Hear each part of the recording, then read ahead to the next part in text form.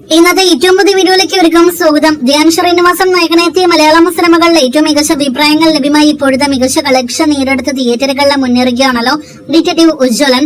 സിനിമയുടെ രണ്ടാം ദിവസമായ ഇന്നത്തെ ശനിയാഴ്ച ദിവസത്തെ കേരള ട്രാക്കിംഗും കേരള വേൾഡ് വൈഡ് 2 ദിവസത്തെ എസ്റ്റിമേറ്റ് റിപ്പോർട്ടുകളും വന്നിരിക്കുകയാണ്.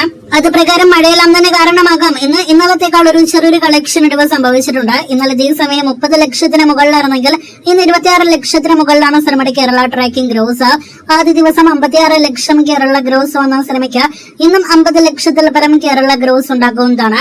അങ്ങനെ ഇന്നത്തോടെ 2 ദിവസങ്ങൾ കൊണ്ട് ഉജ്ജ്വലന്റെ കേരള ഗ്രോസ് 1 കോടി കടക്കും. 1 കോടി 10 ലക്ഷം റേഞ്ചിലാണ് സിനിമയ്ക്ക് 2 ദിവസങ്ങൾ കൊണ്ട് കേരള ഗ്രോസ് പ്രതീക്ഷിക്കുന്നത്. അങ്ങനെ ധ്യാനിന്റെ നായകനെത്തിയ സിനിമകൾ അതിവേഗം കേരളത്തിൽ 1 കോടി കളക്ഷൻ കിടക്കുന്ന സിനിമയായിട്ട് ഡിറ്റക്റ്റീവ് ഉജ്ജ്വലൻ മാറിക്കഴിഞ്ഞിരിക്കുന്നു. ഇനി സിനിമയുടെ വേൾഡ് വൈഡ് എസ്റ്റിമേറ്റിലേക്ക് വരികയാണെങ്കിൽ സിനിമയ്ക്ക് 2 ദിവസങ്ങൾ കൊണ്ട് 2 കോടിയിലേറെ വേൾഡ് വൈഡ് ഗ്രോസ് ആണ് പ്രതീക്ഷിക്കുന്നത്.